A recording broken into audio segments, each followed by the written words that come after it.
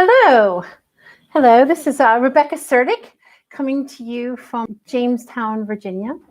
And I just wanted to welcome you to this program. I've never done anything like this before. I've thought about it for many years. And I thought, why not do it? This is the era of everything being online. And I thought, this is for me to use this forum to answer a lot of the questions that I get in this line of work. Now, I will say this program is not my educational program. This program is not intended for classrooms. Of course, you can show it, but this is more for the teachers and the history lovers to get to know a little bit about me, how I got into this line of work, and what I'm doing online.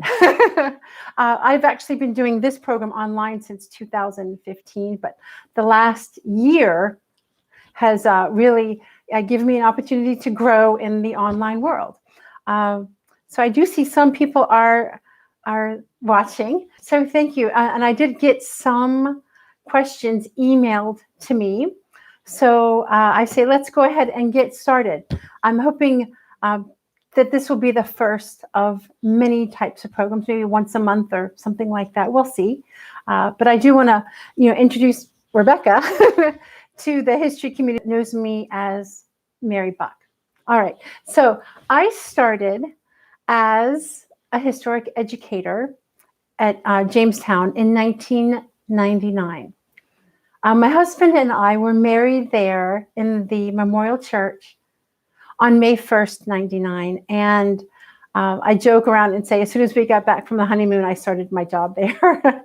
Actually, we both had new jobs after we were married, and mine was working in the church at Jamestown. I love that place. That place, I say, changed my life. It really did.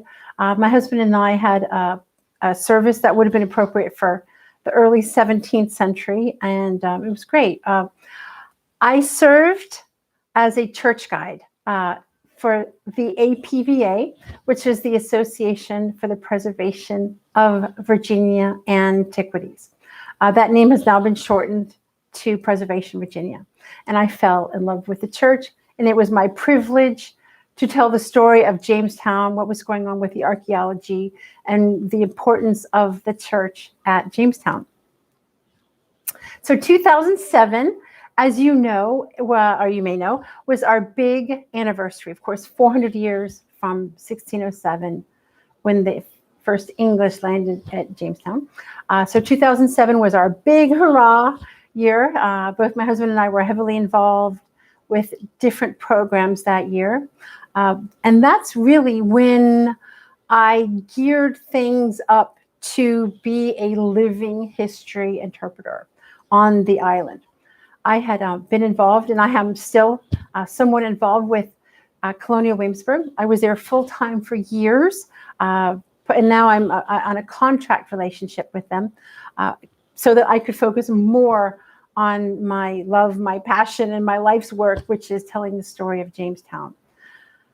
So how did I become Mary Bucke? Well, how does anybody research a woman that lived almost 400 years ago? Well, it's not easy. I got the idea probably 2005, 2006. I had made my costume, and I was starting to do some preliminary programs and photo shoots. I was in a film in anticipation of 2007, a film that was made by Colonial Williamsburg to talk about the anniversary. So that was really the dawn of Mary Bucke. But I will tell you the truth. For the first few years, I did not know her first name. Researching a woman that lived almost 400 years ago is not easy. Again, for the first 3 years, I was just the minister's wife, the minister's wife, the minister's wife. Well, how did I choose this character? How did I choose this person whose name I did not even know? Well, I knew I wanted to work at Jamestown. I knew I wanted to do living history, and I had researched other women. And I approached the Park Service, and the National Park Service controls that portion of the interpretation out there with the costume educators. And I had different people in mind. And like many people, I thought there were no English women here until 1619. Well, that's just wrong. That's not true. And that's why I'm excited to be portraying one of the first English women, specifically the woman that arrives here that in the year 1610 aboard the Sea Venture, or the Deliverance and the Sea Venture. And she's one of 20 on board that ship. There were 2 women prior to that. And when I went to the Park Service, the manager there knew I wanted to do this. We had been in communication for a long time, and I was frequently in their research space to research all that I could about these early women. And he said, you know, Rebecca, why don't you be someone from the Sea Venture? And that was the story I knew. Of course, I knew about William Shakespeare and the Tempest and this famous shipwreck, the finding of Bermuda. And I thought, that's a really cool story. I've been telling that story. I just assumed there were no women aboard that ship. Well, I was wrong. The first time I'll never forget this, I was at the College of William and Mary Library, and I was researching who was on the Sea Venture. I found a manifest, which is a list of people's names, and it said there were 20 women, and the only thing else was it says a maid, which is an unmarried woman, a maiden.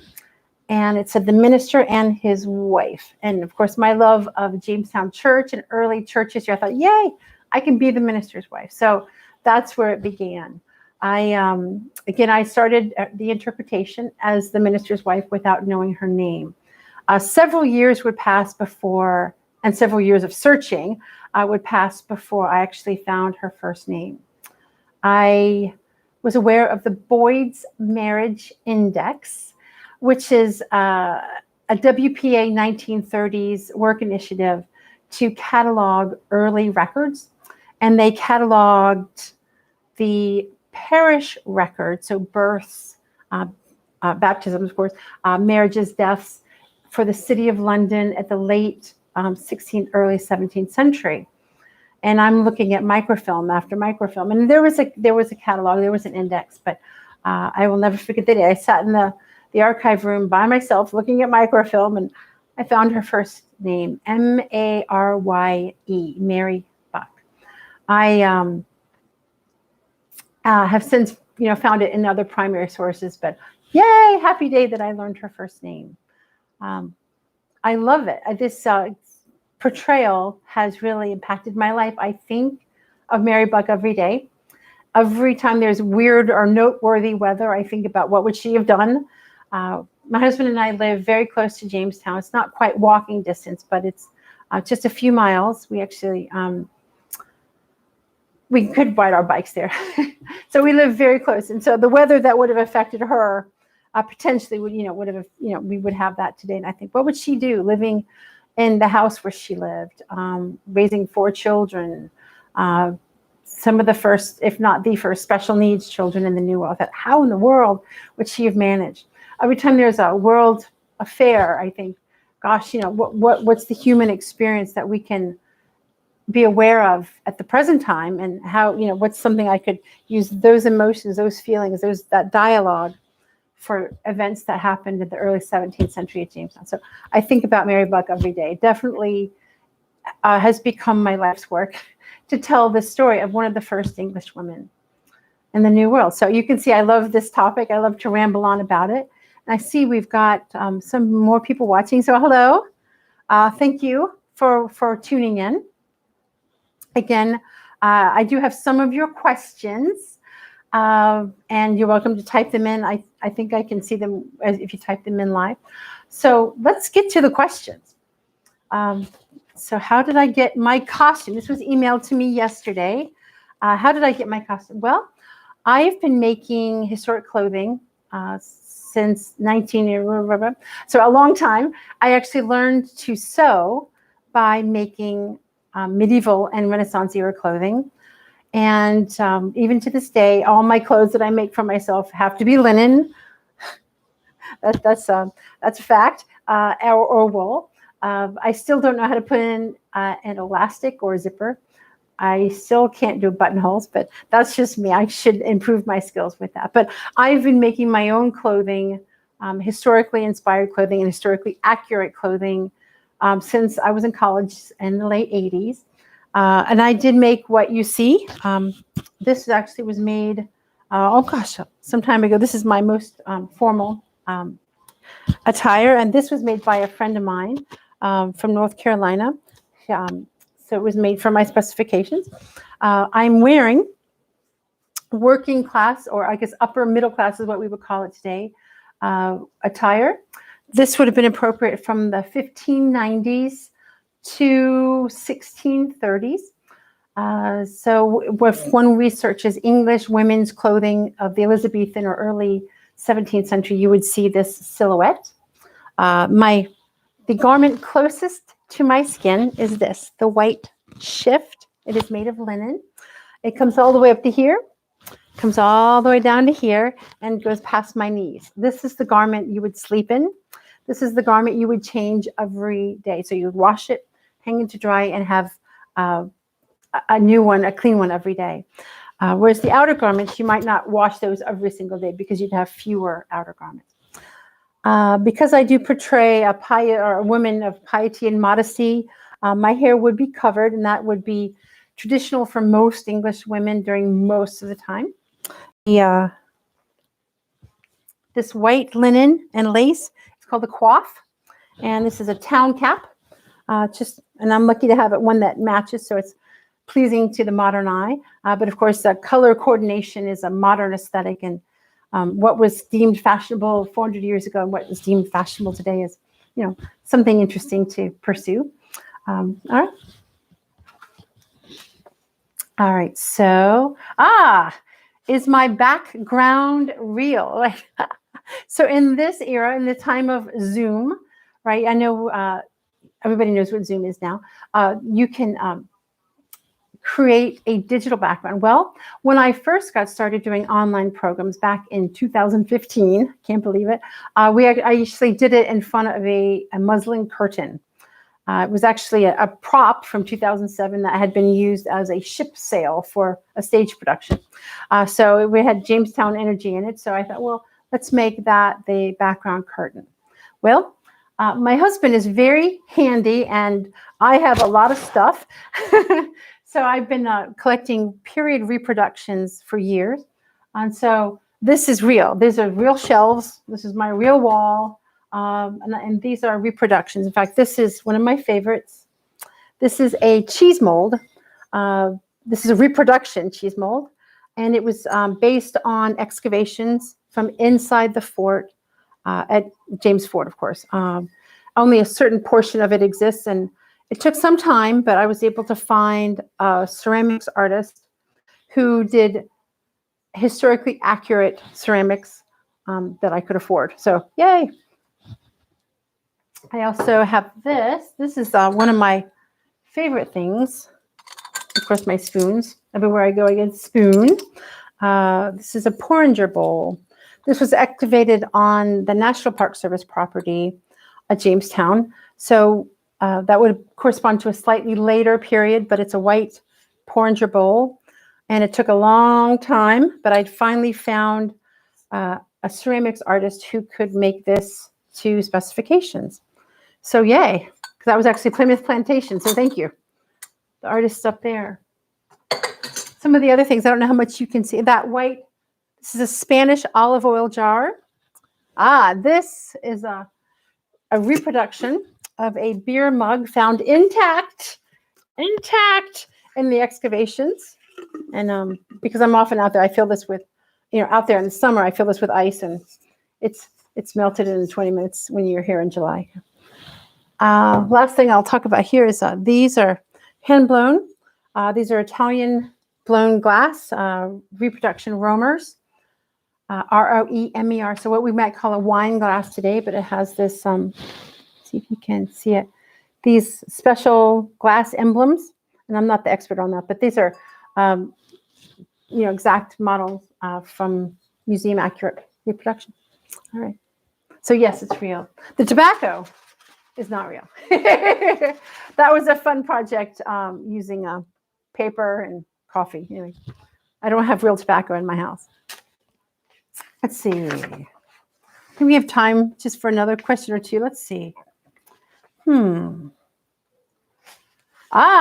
this is a question from a teacher. So why should I invite you into her classroom?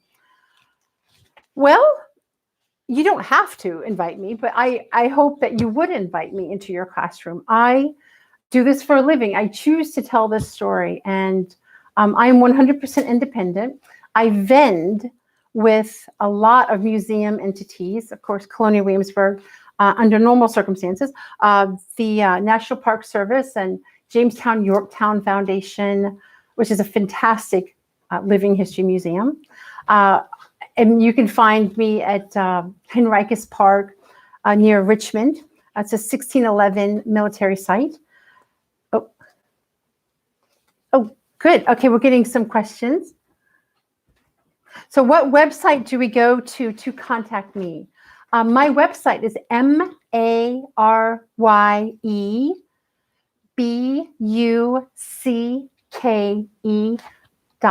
MaryBucke.com.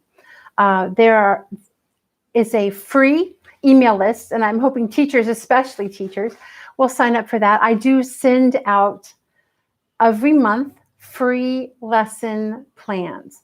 I've been a curriculum developer for different museum entities, and I have curriculum all over the place. So, but this, because it's mine, I can give it away. And I have different topics every month. I also do programs throughout the year, but of course throughout the school year too.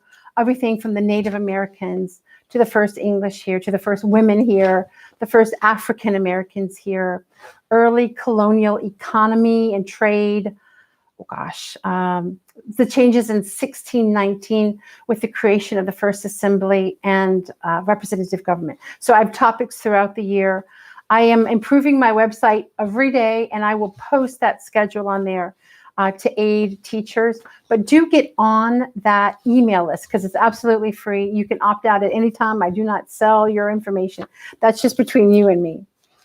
So why should I come to your classroom? Because I can make it easy for you. Let me make it easy for you. You do not have to reinvent the wheel. I will tell you something. I did a program this morning, and I won't reveal the teacher's name, but she just emailed me a moment ago. This is what she said. Thank you so much for your Zoom program this morning. The students were thrilled to hear this history in the first person format. We especially liked hearing about this time in Bermuda, as my resources do not include anything about this, and I don't know anything about this part of the story. What a difference learning about history can make when it's told in the first person format. Thank you for sharing your expertise and your talent with our fifth graders. So I won't say her name. I'll leave that, respect her privacy there. So that's something that warms my heart because that's why I do what I do. I have a very thorough experience with not only researching the content, but creating the lesson plans, creating the interactive opportunities to teach this subject from so many different ways. One of the things I do with my husband, and we vend for Colonial Williamsburg, is we take historic stories and tell them through shadow puppetry, which is something that we will be adding to the curriculum for next year. So how to tell certain stories with shadow puppetry. So you'll get all of the advice on how to make the shadow puppets. You'll get advice on taking these topics and turning them into a story. Of course, I will guide you through that. And then your students can tell the story while putting on a puppet show for their class or for another class. And it is a phenomenal way to teach history. So I could go on. Let's see. Knowing John Smith. Oh, yeah. Did Mary Bucke know John Smith? Actually, I would have known, or Mary Bucke would have known the reputation of John Smith. John Smith was at Jamestown prior to the arrival of Mary Bucke. He leaves Jamestown with a I can't even imagine. He has, the story goes, he is in a small raft or small boat, and there's a gunpowder explosion. Of course, there's lots of theories as to why his leg is suddenly on fire. But anyway, he has this major burn on his leg, and he goes back to England for medical care. That's the abbreviated version. And I can't imagine having an open wound and getting on a ship for several months in hopes of surviving the journey. So he leaves Jamestown, Virginia, before the arrival of Mary Bucke. Mary arrives in May 23rd, 1610. And John Smith, I think, leaves the fall of 1609. I should double check that. But yeah, he leaves before she arrives. Of course, his reputation is still known today. You go to Jamestown, you're going to hear the name John Smith. There's a big statue of John Smith. Yeah, everybody knows John Smith. And thank goodness for him and his leadership, especially in those horrible early years, for his leadership style and helping them get motivated to work so they can eat. If you don't work, you don't eat. But also he writes about his experiences at Jamestown. It is years later, and there's some people that think, it's more or less accurate, or less accurate than more. It is a primary source from an eyewitness, and you can read into it what you want to read into it. But thank goodness that record still exists. Oh, great. I'm getting some more questions. Good. Hello, okay. All right, let's see.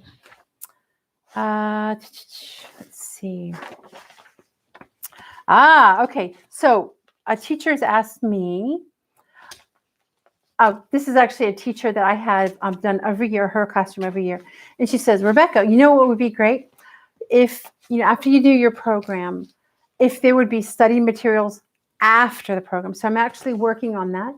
We're designing quizzes based on the talking points that you requested. So the option will be to have a quiz for your students, and then the teacher's answer key, just in case you need it. All right. Good questions.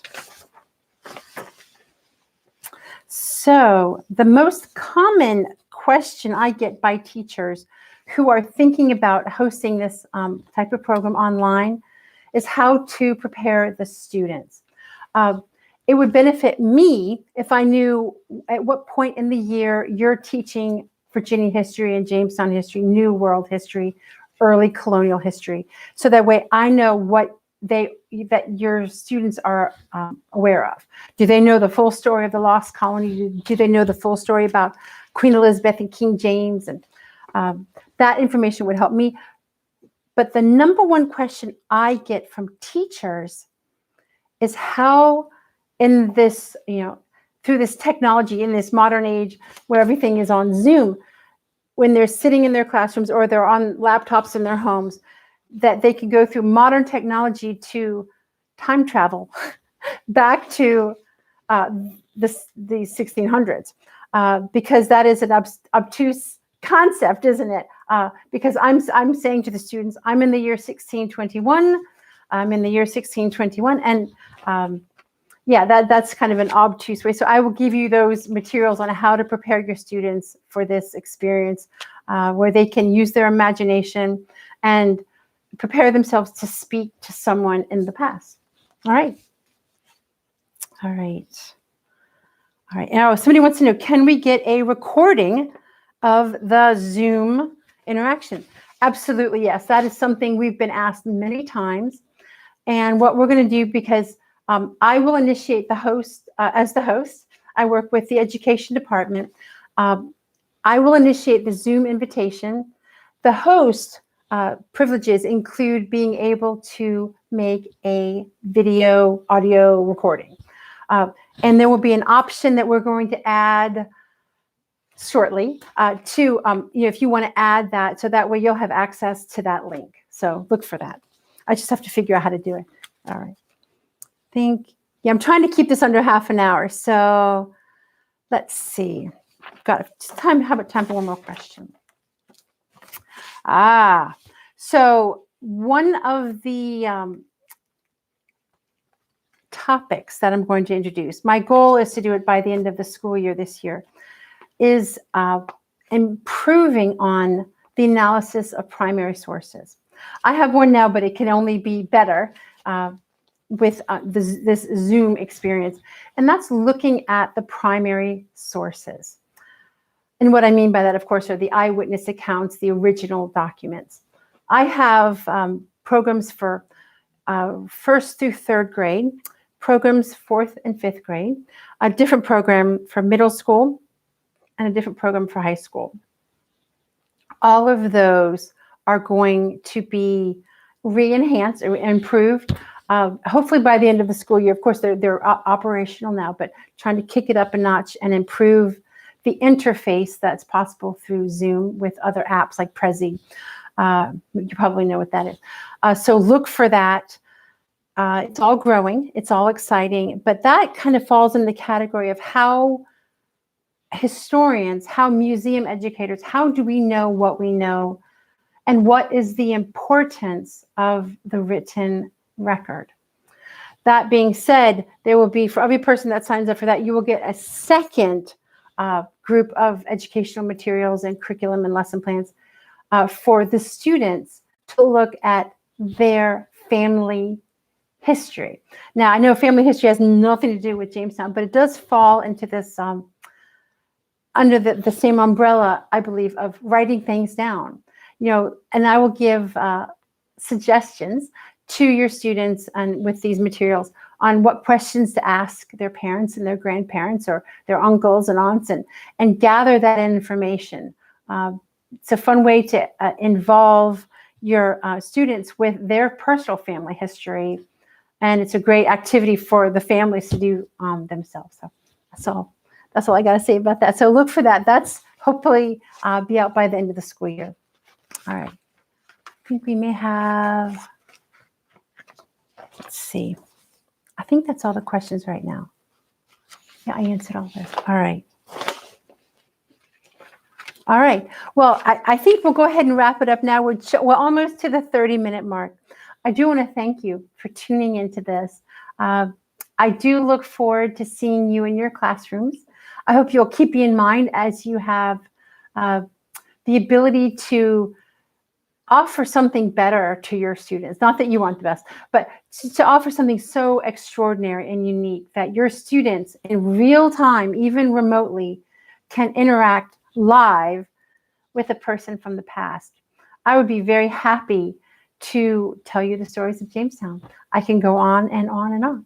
I have hours of content. All right, so I shall go ahead and conclude this first live YouTube program.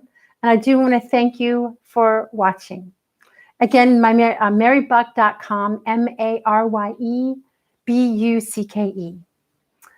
Thanks so much. Appreciate your watching. All right.